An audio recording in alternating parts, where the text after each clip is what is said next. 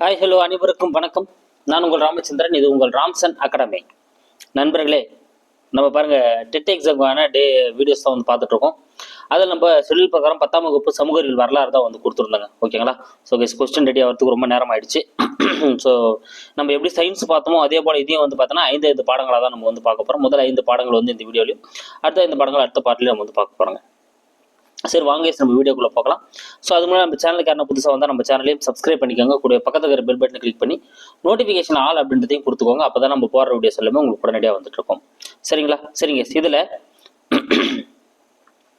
ஒரு 50 கேள்விகள் வந்து கேட்கப்பட்டிருக்கு. ஸோ அதுக்கான ஆன்சர் எடுத்துட்டு எவ்வளோ மார்க் வருது அப்படின்றதையும் வந்து கமெண்ட்ல வந்து சொல்லுங்க.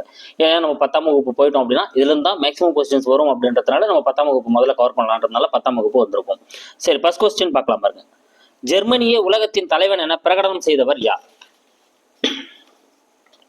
ஜெர்மனியே உலகத்தின் தலைவன் என பிரகடனம் செய்தவர் யார்?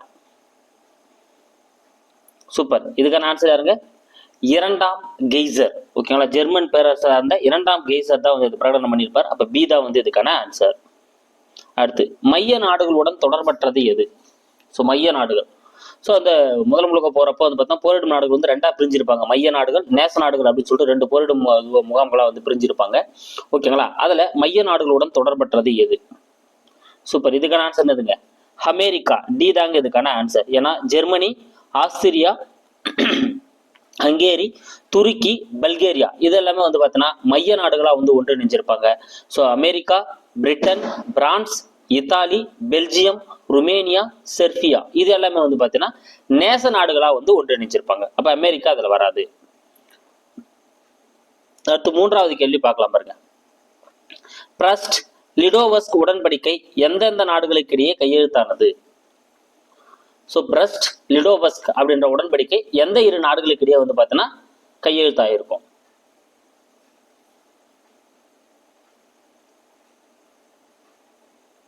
சூப்பர். ரஷ்யாவிற்கும் ஜெர்மனிக்கும் இடையே தான் வந்து என்ன பண்ணிருக்கும் இந்த உடன்படிக்கை வந்து 1918 மார்ச்ல வந்து ஏற்பட்டிருக்கும். அப்ப ரஷ்யா மற்றும் ஜெர்மனி எங்க இருக்கு பாருங்க, டீல இருக்கு பாருங்க. டி தான் வந்து இதுக்கான ஆன்சர்.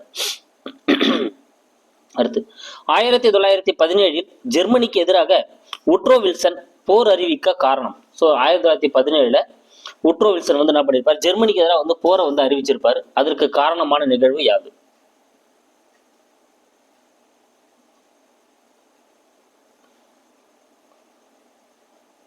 சூப்பர். இதுக்கான ஆன்சர் என்னதுங்க? லூசிடானியா கப்பல் தாக்குதல். சி தாங்க இதுக்கான ஆன்சர். ஓகேங்களா? ஏன்னா லூசிடானியா அப்படின்ற அமெரிக்கா கப்பல் வந்து பார்த்தீங்கன்னா நின்றுட்டு இருந்திருக்கும். அந்த ஜெர்மனி கப்பல் என்ன பண்ணிருப்பாங்க? அடிச்சு வந்து கொண்டுட்டு இருப்பாங்க. அதில் நிறைய அமெரிக்கர்கள் வந்து உயிரிழந்துட்டு இருப்பாங்க. அதனால கோவப்பட்ட உட்ரோ வில்சன் என்ன பண்ணிருப்பாரு? 1917 நாங்க என்ன பண்ணுவோம், போரை வந்து பிரகடனம் செய்றோம் அப்படின்னு சொல்லிட்டு ஜெர்மனிக்கு எதிராக வந்து அறிவிச்சிருப்பாரு. அடுத்து 5வது கேள்வி. 1919 ஜூன் 28 அமைதி உடன்படிக்கை எங்கு கையெழுத்திடப்பட்டது? ஸோ முதல் உலக போருக்கான அந்த ஒரு அமைதி உடன்படிக்கை வந்து ஏற்பட்டிருக்கும். அது எந்த இடத்த வந்து கையெழுத்திடப்பட்டது? 1919 ஜூன் 28. சூப்பர். எங்கங்க? வெர்சைல்ஸ் கண்ணாடி மாளிகை. ஓகேங்களா? அந்த வெர்சைல்ஸ் உடன்படிக்கை அப்படின்னு அதை சொல்லுவாங்க. ஸோ வெர்சைல்ஸ் கண்ணாடி மாளிகையில தான் வந்து பார்த்தீங்கன்னா கையெழுத்திடப்பட்டிருக்கும். பி தான் இதுக்கான ஆன்சர். ஸோ கைஸ், யாருக்குன்னா வேகமாக ஆன்சர் சொல்கிற போல இருந்தால் நீங்கள் என்ன பண்ணுங்கள், வீடியோ பாஸ் பண்ணிவிட்டு ஆன்சர் அட்டன் பண்ணிட்டு கூட அதுக்கப்புறம் நீங்கள் வந்து எடுத்துக்கலாம். அடுத்து 6th கொஸ்டின் பார்க்கலாம் பாருங்க. 1918 பல மில்லியன் மக்கள் இறக்க காரணமான நோய் எது? ஸோ 1918 பல்வேறு இனமான மில்லியன் மக்கள் வந்து இறந்துட்டு இருப்பாங்க. அதுக்கு காரணமாக இருந்த நோய் எது? சூப்பர். எதுங்க? இன்ஃபுளுயன்சா. சி தாங்க இதுக்கான ஆன்சர். ஸோ இன்ஃபுளுயன்சா நோயால் தான் வந்து பல்லாயிரக்கணக்கான மக்கள் வந்து இறந்திருப்பாங்க. துருக்கி மீண்டும் ஒரே நாடாக உருவாக காரணமாக இருந்தவர் யார்? துருக்கி ஒரே நாடா உருவாவதுக்கு முக்கிய காரணமாக இருந்தவர் யார்? சூப்பர். யாருங்க? கமால் பாட்ஷா. ஓகேங்களா? முஸ்தபா கமால் பாட்ஷா அப்படின்றவர் தான் வந்து இதுக்கு முக்கிய பங்கு வகித்திருப்பாரு. டி தான் இதுக்கான ஆன்சர். ரஷ்யாவில் கம்யூனிச அரசை நிறுவியவர் யார்? ரஷ்யாவில் கம்யூனிச அரசை நிறுவியவர் யார்? சூப்பர். இதுக்கான ஆன்சர் எதுங்க? லெனின். பி தாங்க இதுக்கான ஆன்சர். லெனின் தான் வந்து ரஷ்யாவில் கம்யூனிச அரசை வந்து நிறுவி இருப்பாரு. குருதி ஞாயிறு என அழைக்கப்பட்ட நாள் எது? குருதி ஞாயிறு என அழைக்கப்பட்ட நாள் எது?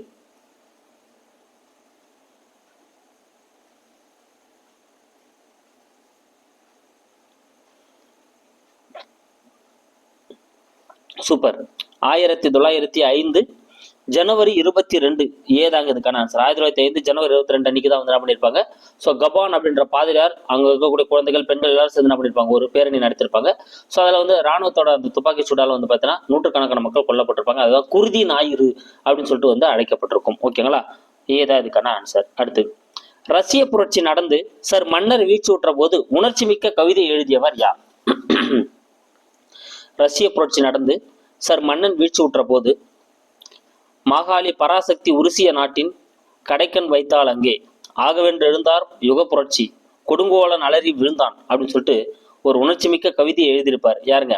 சூப்பர், மகாகவி பாரதியார். ஏதாங்க இதுக்கான ஆன்சர். பாரதியார் தான் வந்து எழுதியிருப்பாரு. அடுத்து 11வது கேள்வி. ஏகாதிபத்தம் முதலாளித்துவத்தின் உச்சகட்டம் என கூறியவர் யார்? ஸோ ஏகாதிபத்தியம் அப்படின்றது வந்து பார்த்தீங்கன்னா முதலாளித்துவத்தோட ஒரு உச்சபட்சம் அப்படின்ற கருத்தை கூறியவர் யார்? சூப்பர், யாருங்க? லெனின். ஏதாங்க இதுக்கான ஆன்சர். லெனின் தான் வந்து இந்த கூற்றை வந்து சொல்லியிருப்பாரு. அடுத்து, பாசிச கட்சி தொடங்கப்பட்ட ஆண்டு எது? ஸோ பாசிச கட்சி எந்த ஆண்டு தொடங்கப்பட்டது? சூப்பர், 1919. சீதாங்க இதுக்கான ஆன்சர். பாசிச கட்சி 1919 தான் வந்து தொடங்கப்பட்டிருக்கும்.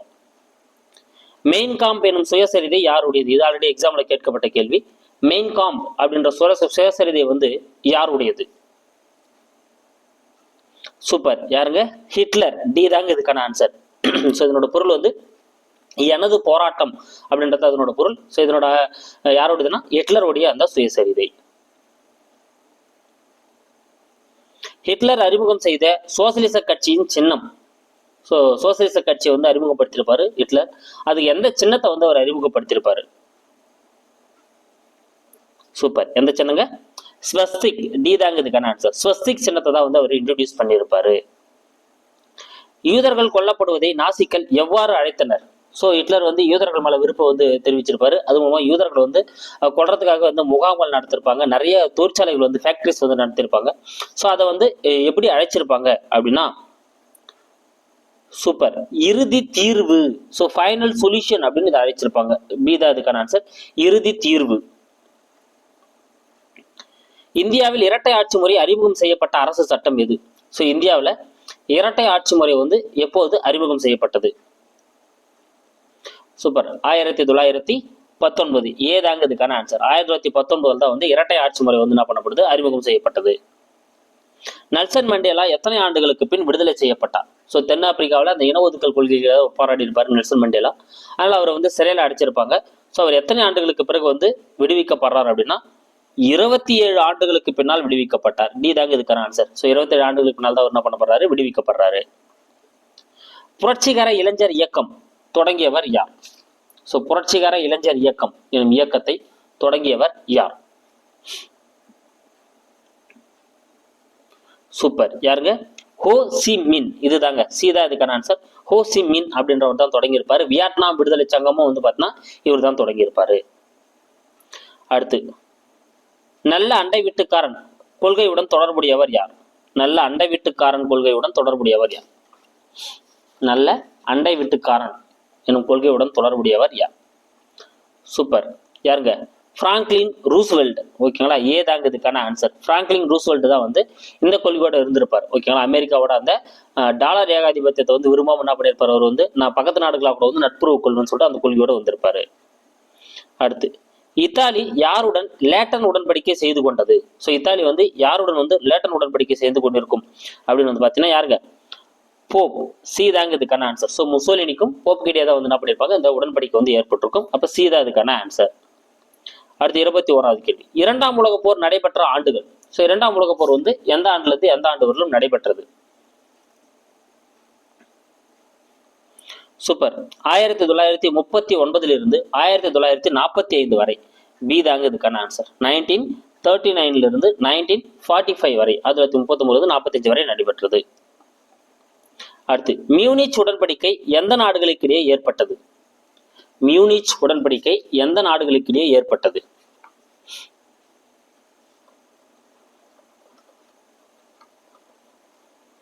சூப்பர். மியூனிச் உடன்படிக்கை வந்து பார்த்தீங்கன்னா பிரிட்டனுக்கும் ஜெர்மனிக்கும் இடையே தான் வந்து என்ன பண்ணிருக்கும், நடைபெற்றிருக்கும். ஆனால் அந்த உடன்படிக்கை வந்து மீறிட்டு இருப்பாங்க ஜெர்மனி. ஓகேங்களா? ஸோ டி தான் அதுக்கான ஆன்சர், பிரிட்டன் மற்றும் ஜெர்மனி. மின்னல் வேக தாக்குதல் தந்திரத்தை கடைபிடித்த நாடு. ஸோ மின்னல் வேக தாக்குதல் அப்படின்ற தந்திரத்தை கடைபிடித்த நாடு எது? சூப்பர். எதுங்க? ஜெர்மனி. டி தாங்க இதுக்கான ஆன்சர். ஜெர்மனி தான் வந்து இந்த தாக்குதலை வந்து கடைபிடிச்சிருக்கோம். அடுத்து, வால் புழு எனும் திட்டம் எந்த நாட்டுடன் தொடர்புடையது?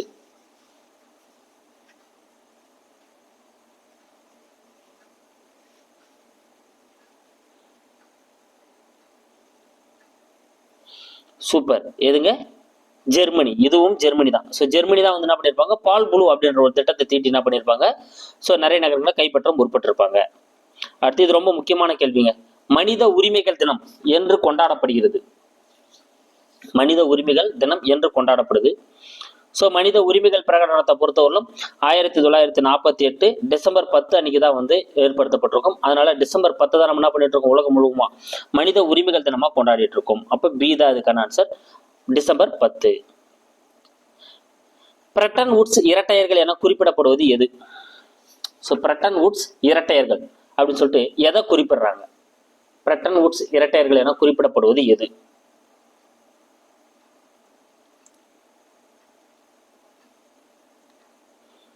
சூப்பர். உலக வங்கியும் பன்னாட்டு நிதி அமைப்பு. ஓகேங்களா? அப்ப ஏதாங்க இதுக்கான ஆன்சர். உலக வங்கியும் பன்னாட்டு நிதியும் தான் வந்து பிரட்டன் வுட்ஸ் இரட்டையர்கள் அப்படின்னு சொல்லிட்டு குறிப்பிடப்படுகிறது. பன்னாட்டு சங்கம் உருவாக்கப்படுவதில் முன்முயற்சி எடுத்தவர் யார்? பன்னாட்டு சங்கம் உருவாக்கப்படுவதில் முன்முயற்சி எடுத்தவர் யார்?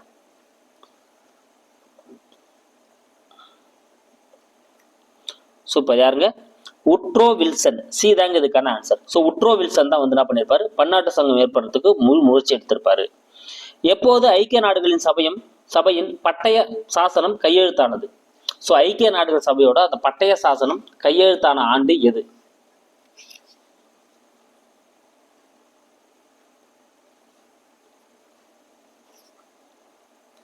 சூப்பர். எப்பங்க? ஜூன் 26, 1945. ஜூன் 26, 1945. எங்க இருக்கு பாருங்க, பில இருக்கு பாருங்க. பி தான் அதுக்கான ஆன்சர். ஸோ கிட்டத்தட்ட 51 நாடுகள் வந்து அப்ப கையெழுத்து போட்டிருப்பாங்க. ஓகேங்களா? ஜூன் 26, 1945. ஜப்பானிய கப்பற்படை அமெரிக்க கப்பற்படையால் எங்கே தோற்கடிக்கப்பட்டது? ஜப்பானிய கப்பற்படையானது அமெரிக்க கப்பற்படையால் எங்கே தோற்கடிக்கப்பட்டது? சூப்பர். எந்த இடங்க? மிட்வே போர். பி தாங்க இதுக்கான ஆன்சர். ஸோ மிட்வே போர்ல தான் வந்து என்ன பண்ணப்பட்டிருக்கும், தோற்கடிக்கப்பட்டிருக்கும். அடுத்து 30வது கேள்வி. சீனாவில் மக்கள் அரசியல் கலந்தாய்வு மாநாடு எப்போது நடைபெற்றது? சீனாவில் மக்கள் அரசியல் கலந்தாய்வு மாநாடு எப்போது நடைபெற்றது?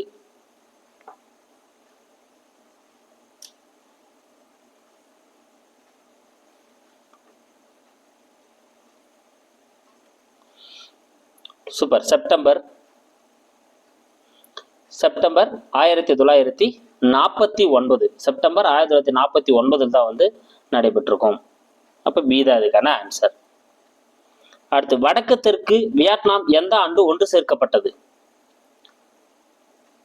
ஸோ வடக்கு தெற்கு வியட்நாம் வந்து எப்போது ஒன்று சேர்க்கப்பட்டது?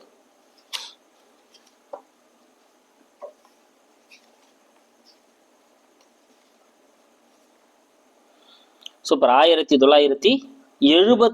1976. அப்ப பி தான் இதுக்கான ஆன்சர். 1976 தான் வந்து ஒன்று சேர்க்கப்பட்டிருக்கும். எந்த ஆண்டு வார்சா ஒப்பந்தம் கலைக்கப்பட்டது? வார்சா ஒப்பந்தம் கலைக்கப்பட்ட ஆண்டு எது? சாரி கேஸ், கொஸ்டின் வரலையா? எந்த ஆண்டு வார்சா ஒப்பந்தம் கலைக்கப்பட்டது?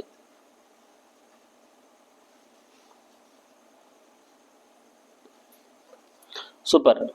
1991. டி தான் இதுக்கான ஆன்சர். 1991 தான் வந்து வார்சா ஒப்பந்தம் கலைக்கப்பட்டிருக்கும். அடுத்து 33வது கேள்வி பாருங்க. ராஜாராம் மோகன் ராய் பிரம்ம சமாஜத்தை தொடங்கிய ஆண்டு. ஸோ ராஜாராம் மோகன் ராய் பிரம்ம சமாஜத்தை தொடங்கிய ஆண்டு எது?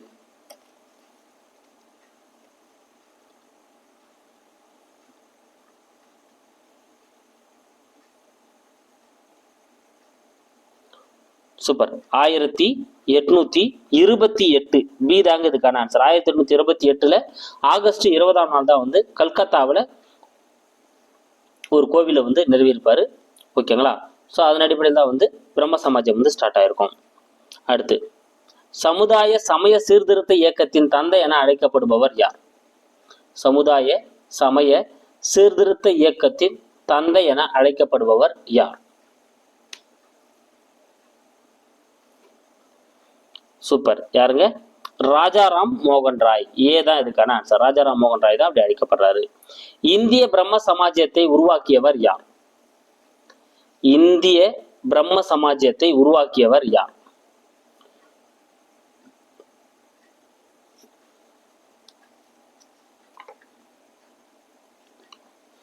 சூப்பர். யாருங்க? கேசவ் சந்திரசன். கேசவ் சந்திரசன் தான் என்ன பண்ணியிருப்பாரு? ஸோ இந்த அமைப்பிலிருந்து பிரம்ம சமாஜத்திலிருந்து உறுப்பினர்களை பிளவு ஏற்படுத்தி ஸோ இந்திய பிரம்ம சமாஜம் அப்படின்ற அமைப்பை வந்து ஏற்படுத்தியிருப்பாரு கேசவ் சந்திரசன். ஆதி பிரம்ம சமாஜத்துடன் தொடர்புடையவர் யார்? ஆதி பிரம்ம சமாஜத்துடன் தொடர்புடையவர் யார்? சூப்பர். யாருங்க? தேவேந்திரநாத் தாகூர். தாங்க இதுக்கான ஆன்சர். தேவேந்திரநாத் தாகூர் தான் வந்து ஆதி பிரம்ம சமாஜத்துடன் தொடர்புடையவர். ஏன்னா கேசவ சந்திரசன் கூட்டுமானவங்களை தவிர மீதி பேர் இருந்தாங்க இல்லையா, அவங்கள வந்து ஆதி பிரம்ம சமாஜம் அப்படின்னு அழைச்சிருப்பாங்க. அடுத்து 37வது கேள்வி. நவீன வங்காள உரைநடையின் முன்னோடி என அழைக்கப்படுபவர் யார்? நவீன வங்காள உரைநடையின் முன்னோடி என அழைக்கப்படுபவர் யார்? சூப்பர். ஈஸ்வர் சந்திர வித்யாசாகர். தாங்க இதுக்கான ஆன்சர். ஸோ ஈஸ்வர் சந்திர வித்யாசாகர் தான் வந்து நவீன வங்காள உரைநடையின் முன்னோடி அப்படின்னு அழைக்கப்படுறாரு. 1856 மறுமண சீர்திருத்த சட்டம், அதாவது விதவைகள் மறுமண சட்டம் கொண்டு வர காரணமாக இருந்தவர் யார்?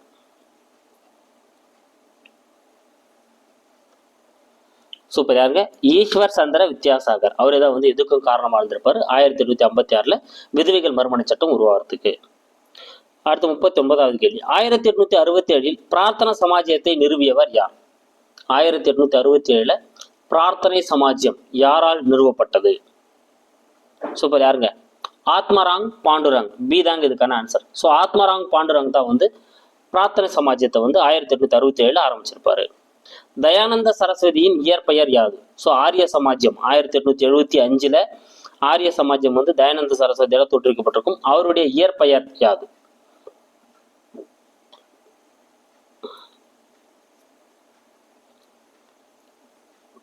சூப்பர். மூல் சங்கர் அப்படின்றதா வந்து அவருடைய இயற்பெயர். அடுத்து 41வது கேள்வி. விவேகானந்தருடன் தொடர்பற்றது எது? ஸோ பாருங்க, 4 கூற்றுகள் கொடுக்கப்பட்டிருக்கு. இதுல விவேகானந்தராவோட தொடர்பு இல்லாம எது இருக்குன்னு சொல்லிட்டு எடுங்க பார்க்கலாம்.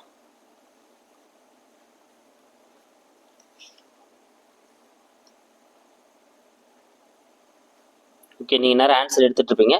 இவருடைய இயற்பெயர் நரேந்திர தத்தா. ஓகேங்களா, இது கரெக்ட் தான். ராமகிருஷ்ண இயக்கம் பேலூரில் 1897 மே 1 தொடங்கப்பட்டது. 1897 மே 1 வந்து தொடங்கப்பட்டிருக்கும். இது கரெக்ட் தான். இவர் 1886 அமெரிக்காவின் சிகாகோவில் நடைபெற்ற உலக சமய மாநாட்டில் கலந்து கொண்டார். ஓகேங்களா, ஸோ இது வந்து தவறுங்க. அப்போ 3வது கூட்டு தான் வந்து இங்க தவறா இருக்கு. இவர் 1893 தான் வந்து சிகாகோ மாநாட்டில் கலந்து நிற்பாரு. அப்போ தான் இங்க தவறா இருக்கு. ஸோ மீது எல்லாமே வந்து கரெக்ட் தான். ஜோதிபா புலேவுடன் தொடர்பற்றது எது? ஸோ ஜோதிபா புலேவுடன் தொடர்பற்றது எது? ஜோதிபா புலே சார்ந்த 4 கூற்றுகள் கொடுக்கப்பட்டிருக்கு. அது எது தவறா இருக்குன்னு எடுக்க பார்க்கலாம்.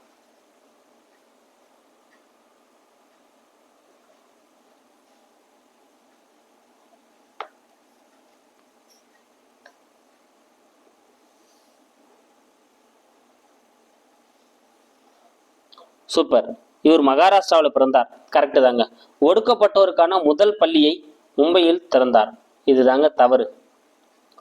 ஓகேங்களா, ஸோ ஒரு மகாராஷ்டிராவில் பிறந்திருப்பாரு. அதே போல் வந்து பார்த்தீங்கன்னா அவர் என்ன பண்ணியிருப்பாரு, ஸோ பெண்களோட முன்னேற்றத்துக்காக தான் வந்து மிகவும் பாடுபட்டிருப்பாங்க. ஸோ பெண்களுக்கான பள்ளியை தான் வந்து இவங்க ஸ்டார்ட் பண்ணியிருப்பாங்க. ஓகேங்களா, ஸோ ஒடுக்கப்பட்டவருக்கான முதல் பள்ளியை வந்து பார்த்தீங்கன்னா இவங்க பூனேல வந்து தொடங்கியிருப்பாங்க. அப்போ மும்பை அப்படின்றது வந்து தவறு. ஓகேங்களா, இங்கே என்னன்னு வந்திருக்கணும், பூனேன்னு வந்திருக்கணும். ஓகேங்களா, அடுத்து சத்திய சோதக் சமாஜ் அப்படின்ற அமைப்பு வந்து ஏற்படுத்தியிருப்பாங்க. கரெக்ட் தான். குலாம்காரி அப்படின்ற நூல் வந்து இவருடைய தான். அடிமைத்தனம் அப்படின்றதான் அதனுடைய பொருள். அப்போ பீதாங்க பூனேன்னு வந்திருக்கணும். ஸ்ரீ நாராயண குருவுடன் தொடர்பற்றது எது? ஸோ பாருங்க, ஸ்ரீ நாராயண குரு சார்ந்த 4 கூற்றுகள் கொடுக்கப்பட்டிருக்கு. இதுல ஸ்ரீ நாராயண குருவுடன் தொடர்பற்றது எதுன்னு பார்த்து சொல்லுங்க பார்க்கலாம்.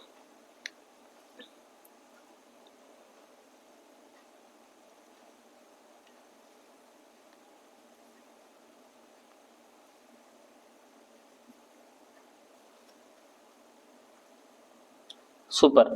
கேரளாவில் பிறந்தார். கரெக்ட் தான். ஸ்ரீ நாராயண தர்ம பரிபாலன யோகம் அப்படின்ற அமைப்பை வந்து ஏற்படுத்தியிருப்பார். கரெக்ட் தான். மங்களபுரம் என்னும் ஊரில் கோவிலை கட்டி அனைவருக்கும் அர்ப்பணித்தார். தவறுங்க. ஏன்னா அது மங்களபுரம் இல்லை, அருவிபுரம். ஸோ அருவிபுரம் அப்படின்ற கோயிலை கட்டி அதுக்காக என்ன பண்ணிருப்பாரு, எல்லாருக்கும் வந்து அர்ப்பணிச்சிருப்பாரு. அப்போ சீதா அங்கே வந்து தவறா இருக்கு. மீதெல்லாம் கரெக்ட் தான். குமாரன் ஆசான், டாக்டர் பால்பு எல்லாமே இவருடைய சீடர்கள் தான். கரெக்ட் தான். அய்யன் காளியுடன் தொடர்பற்றது எது? அடுத்து பாருங்க, ஐயன் காளி சார்ந்த 4 கூற்றுகள் கொடுக்கப்பட்டிருக்கு. இதுல எது தவறா இருக்கு அப்படின்னு பார்த்துடுங்க.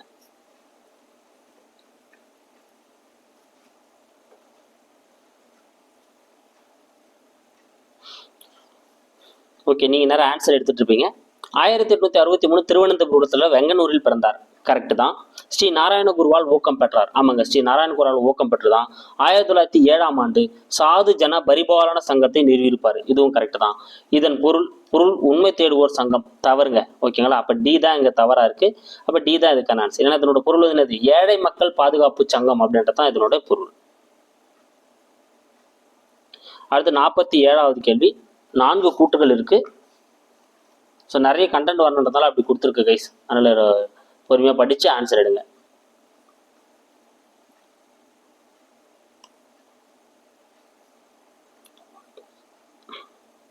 ஓகே, நிரங்கரி இயக்கத்தை தோற்றுவிட்டவர் பாபா தயால்தாஸ். ஓகேங்களா?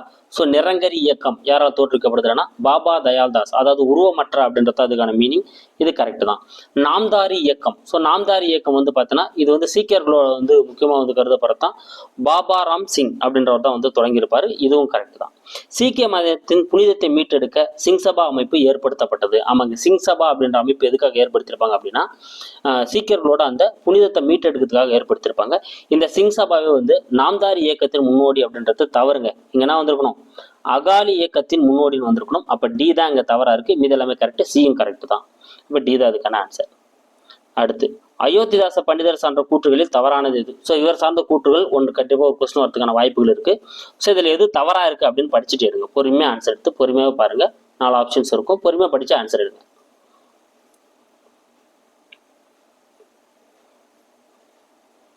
ஓகே, நீங்க ஆன்சர் எடுத்துட்டு இருப்பீங்க. நான் ஒன்று சொல்லிட்டு வரேன். அத்வைதனந்தா சபா எனும் அமைப்பை உருவாக்கினார். அத்வைதனந்தா சபா அப்படின்ற அமைப்பை வந்து இவர் வந்து உருவாக்கியிருப்பாரு. கரெக்ட் தான். 1882 ஜான் ரத்தினத்துடன் சேர்ந்து திராவிடர் கழகத்தை உருவாக்கினார். ஸோ 1882 ஜான் ரத்தினத்தா கூட திராவிடர் கழகத்தை உருவாக்கினார். கரெக்ட் தான். 1885 ஒரு பைசா தமிழன் எனும் வார இதழை வெளியிட்டார். ஸோ ஒரு பைசா தமிழன் அப்படின்னு சொல்லக்கூடிய வார இதழை 1885 வெளியிட்டார். தவறுங்க. ஏன்னா 1885 திராவிட பாண்டியன் அப்படின்ற இதழை தான் வெளியிட்டிருப்பாரு. அப்ப சி தான் இங்க தவறா இருக்கு. இப்போ மீதி எல்லாமே வந்து கரெக்ட் தான். ஓகேங்களா? அப்ப சி தான் வந்து இதுக்கான ஆன்சர். திராவிட பாண்டியன் வந்திருக்கணும். ஏன்னா ஒரு பைசா தமிழ்னா 1907 தான் வந்து வெளியிட்டிருப்பாரு. திராவிட பாண்டியன் இதழை தொடங்கியவர் யார்? ஸோ இப்போதான் அதுக்கான ஆன்சர் அங்கே நான் சொல்லிட்டேன். ஸோ திராவிட பாண்டியன் அப்படின்ற இதழ் வந்து யாருடையது? அயோத்திதாச பண்டிதருடையது. பி தான் இதுக்கான ஆன்சர். 1885 வந்து தொடங்கியிருப்பாரு. அடுத்து, சிங் சபா அமைப்பு எங்கு ஏற்படுத்தப்பட்டது? சிங் சபா அமைப்பு எங்கு ஏற்படுத்தப்பட்டது? சூப்பர். என்ன பார்த்தோம்? சிங் சபானா வந்து சீக்கியர்களோட புனிதத்தை மீட்டெடுக்கிறதுக்காக உருவாக்கப்பட்டதான். இது வந்து பார்த்தீங்கன்னா அமிர்த சரஸ். சி தாங்க இதுக்கான ஆன்சர். அமிர்தசரஸில் தான் வந்து பார்த்தீங்கன்னா இந்த சிங் சபா அமைப்பு வந்து உருவாக்கப்பட்டிருக்கும். ஓகேங்களா? ஸோ கைஸ், வெற்றிகரமாக நம்ம முதல் 50 கேள்விகள் வந்து உங்களுக்கு முடிச்சு கொடுத்துருக்கேன். அடுத்த 5 பாடங்களுக்கான கேள்விகள் வந்து உங்களுக்கு வந்து மேக்ஸிமம் கொஸ்டின் எவ்வளோ சீக்கிரம் எடுத்து முடிக்கிறோம் நான் நாளைக்கு காலையில் கூட உங்களுக்கு வந்து வச்சிடறேன். ஓகேங்களா? So thank you guys. அடுத்த வீடியோவில் வந்து நாங்களை சந்திக்கிறேன். ஸோ கொஸ்டின் எடுக்கிறதுக்கு கொஞ்சம் டைம் ஆயிடுச்சு, மன்னிச்சுக்கோங்க. இருந்தாலும் வந்து நீங்கள் ஆன்சர் போட்டுட்டு எவ்வளோ ஆன்சர் போட்டிங்க அப்படின்றதையும் கமெண்ட்டில் சொல்லுங்கள். ஸோ நெக்ஸ்ட் கொஸ்டினுக்காக வெயிட் பண்ணுறதையும் வந்து கமெண்ட்டில் சொல்லுங்கள். Thank you guys. அப்படியே நம்ம சேனலுக்கு புதுசாக வந்தால் சப்ஸ்கிரைப் பண்ணிக்கோங்க, பெல் பட்டனை கிளிக் பண்ணிக்கோங்க, லைக் பண்ணுங்க அண்ட் ஷேர் பண்ணுங்க. Thank you guys.